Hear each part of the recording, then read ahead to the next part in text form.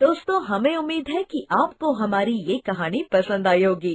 कृपया हमारे चैनल को सब्सक्राइब करें और सभी अपडेट्स के लिए बेल आइकन जरूर दबाएं। और हाँ, वीडियो लाइक और शेयर करना के रवैये से सासू माँ बहुत परेशान थी। दरअसल बात ये थी कि तीनों बहुओं में किसी बात को लेकर अनबन हो गई थी। तब से ही तीनों एक दूसरे से मुंह फुलाए रहती थी। ना कोई सीधे मुंह किसी से बात करती, ना किसी का कहना मानती। पड़ोसी भी इस बात को जानते थे और जाने कैसे कैसे बातें भी करते। इसीलिए सासू माँ ने तीनों बहुओं को तुरंत अपने कमरे में बुलाया। मैं कई दिनों से देख रही हूँ, तुम तीनों अलग अलग सारे काम कर रही हो। ये सब नहीं चलेगा, तीनों को मिलकर ही काम करना पड़ेगा। सास की बात सुनकर एकदम से बड़ी बहू बोल उठती है। नहीं मम्मी जी, मैं इन दोनों के साथ कुछ नहीं कर सकती। मैं इस घर की बड़ी बहू हूँ, फिर भी ये मेरा कहना बिल्कुल भी नहीं मानती। अरे जेठानी जी, जानबूझकर मुझे डबल काम करवाती है आप। और छोटी मुझसे टेढ़े मुंह ही बात करती है।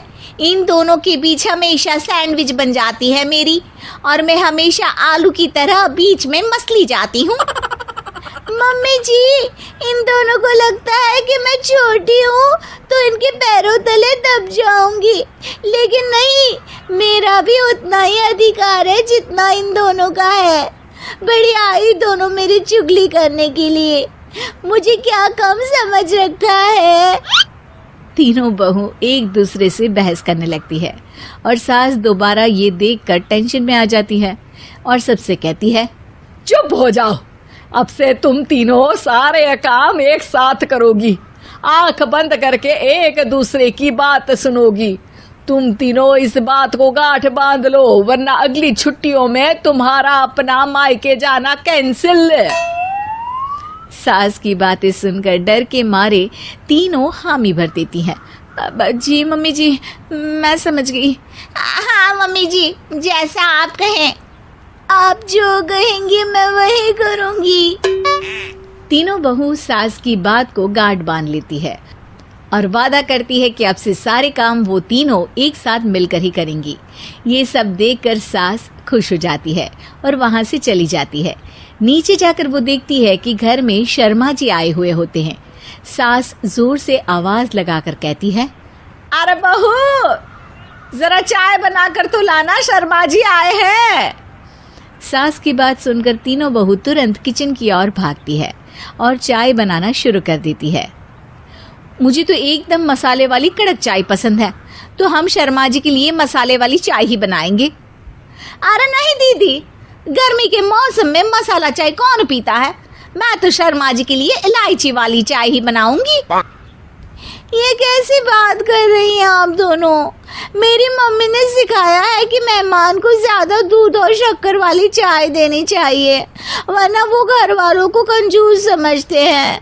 तो मैं तो शर्मा जी को ऐसी ही चाय दूंगी। तीनों बहुएं अपने अपने तरीके से चाय में शक्कर, मसाला, पत्ती सब डाल देती है।